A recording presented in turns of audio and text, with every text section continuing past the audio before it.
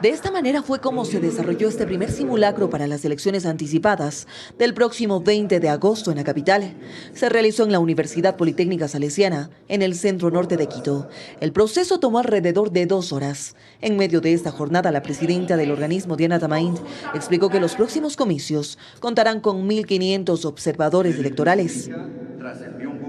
También debo informar que en los días anteriores se ha suscrito ya el acuerdo con la Organización de Estados Americanos, OEA, para que envíen una misión de observación que generalmente lo hacen con un número importante. En esta ocasión se han comprometido de enviar entre 75 y 80 observadores que nos acompañarán a nivel nacional el día de las elecciones. Patricia Coello, presidenta de la Junta Provincial Electoral de Pichincha, explicó que el objetivo de este proceso es poner a prueba equipos técnicos, sistemas informáticos, logísticos y planes de seguridad de los comicios a realizarse el próximo 20 de agosto. Con empeño y convicción llegamos a los comicios cumpliendo y respetando lo que estipula la ley y la Constitución. Guayas fue otro punto donde se realizó este simulacro electoral.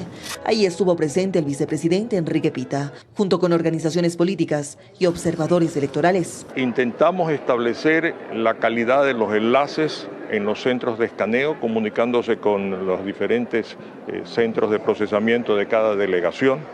La capacidad de la gente también para reaccionar ante diferentes circunstancias adversas. En medio de esta jornada, las autoridades aclararon que no hay ninguna posibilidad de que se suspendan las elecciones por temas de seguridad. Pero por el momento no hay ninguna posibilidad que eso pueda suceder. De las 11 provincias han solicitado resguardo para candidatos. En total nosotros tenemos 29 pedidos que han sido trasladados de forma inmediata al Ministerio del Interior. Hasta la fecha ya se han impreso todas las papeletas para el binomio presidencial y la consulta del Yasuní y Chocó Andino, mientras que un 40% de los miembros de las juntas receptoras del voto ya fueron capacitados.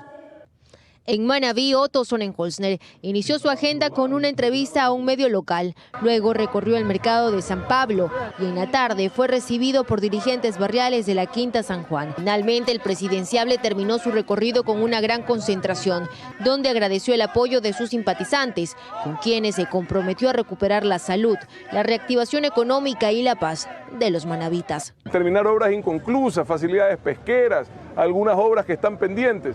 Vamos a trabajar duro por Manabí, vamos a enfocarnos en la ruralidad manabita. Luisa González, por su parte en Pichincha, específicamente en Sangolquí, se reunió con actores educativos y en Quito mantuvo un conversatorio con jóvenes. Esto no va a ser fácil ni va a ser de la noche a la mañana, pero vamos a comenzar. Tenemos un país que está de rodillas, lo vamos a poner de pie. Vamos a poner de pie al Ecuador. En Azuay, Yacu Pérez realizó un encuentro virtual con migrantes. Posterior a eso, lideró un recorrido con comerciantes de la Feria Libre. A los jóvenes, a los comerciantes, a los transportistas les decimos que estamos preparados, que vamos a cambiar el rumbo del Ecuador. Pasado de las 5 de la tarde, se trasladó a la provincia del Guayas para tener acercamientos con el clúster bananero y platanero. En tanto que Fernando Villavicencio se concentró en el centro de la UCI, donde presentó a sus candidatos a la Asamblea Nacional y además tocó temas relacionados a su plan de gobierno en materia de seguridad y el encare al narcotráfico. Tienen 90 días desde que yo me siente en la silla de Don Villa para que entregan las armas o los sometemos con las armas de la policía y las Fuerzas Armadas. Mientras Jan Topic propició un encuentro en el Parque Central de Milagro, donde conversó con comerciantes, y en Guayaquil realizó una caravana en Sauces 4.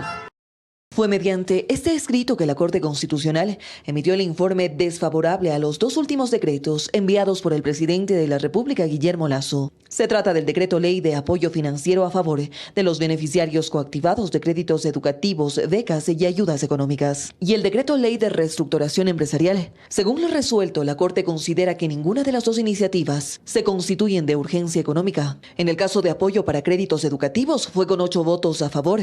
Aquí la Corte Constitucional concluyó que la propuesta del gobierno no presentó ninguna razón que evidenciara que surgió una circunstancia superviniente que distinguiera la situación actual de la anterior para acreditar una situación actualmente apremiante. La Corte Constitucional incluso menciona que realmente la gran mayoría de deudas y de coactivados que existen es en virtud del periodo 2007-2016. Entonces la Corte Constitucional cuestiona esta urgencia y dice, ¿cómo puede haber urgencia si es que esto es ya parte de un problema estructural dentro del Estado? Hace pocas horas la CENESID se pronunció con respecto al dictamen no favorable del decreto. En este comunicado señala explícitamente que esta decisión niega una posible solución y tranquilidad para miles de estudiantes y padres de familia. Asimismo que con el no, miles de personas no podrán salir de Coactiva con un convenio de pago. En el segundo caso, sobre la reestructuración de empresas, por unanimidad, la Corte Constitucional decidió que el proyecto es incompatible con el artículo 148 de la Constitución. Entonces la Corte le ha dicho, hay temas que son económicamente importantes, ciertamente, pero que no son urgentes, porque usted, le ha dicho al presidente de la República, no puede saltarse la necesidad de un debate democrático, que es el que se da en el seno de la Asamblea Nacional, en este tiempo en el que no hay asamblea, para tratar de resolver cosas que pudieron haberse resuelto en un régimen ordinario o que pueden resolverse cuando ya tengamos asamblea. De esta manera, la Corte Constitucional rechaza por tercera vez un proyecto de decreto ley que Guillermo Lasso presenta tras la muerte cruzada. El primero en ser rechazado fue el de Zonas Francas.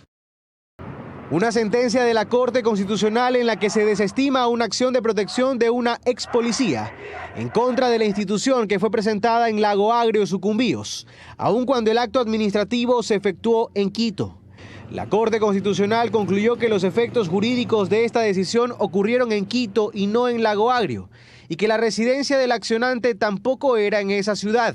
La sentencia aclara varios criterios, entre ellos que la delimitación de la competencia en razón del territorio al lugar en donde ocurrió la acción u omisión, o al lugar en donde la vulneración produce efectos, se justifica en que en caso de verificarse la vulneración alegada, los juzgadores puedan ejecutar la sentencia y verificar su cumplimiento de forma eficiente e ininterrumpida. La Corte agrega que busca que las garantías jurisdiccionales no sean presentadas aleatoriamente. Sin embargo, constitucionalistas observan que el organismo ha planteado que éstas puedan presentarse en el lugar donde se ubica el domicilio de la víctima, u otros criterios como vínculos familiares o de residencia. Se está dando esa amplitud, lo cual podría generar el abuso y la desnaturalización de las garantías jurisdiccionales y que ya hemos visto cómo se han dado en algunos casos, principalmente en aquellas ciudades pequeñas donde hay jueces que no deberían conocer este tipo de procedimientos debido a que son incompetentes en razón del territorio. Por eso creen que hace falta aún un pronunciamiento que no deje dudas. Señalar de manera clara que los dos requisitos son los que están en la ley y no hay otro juez competente en materia de territorio que el lugar donde se emite el acto o donde genera efectos. La Corte tiene que de manera ejemplificativa sancionar no solo a los jueces, sino también a los abogados que presentan estas acciones de protección o las garantías en general en lugares donde los jueces son abiertamente incompetentes. Ocurre luego de una serie de casos en los que se han presentado recursos constitucionales en jurisdicciones ajenas a los hechos denunciados y a los presuntos afectados.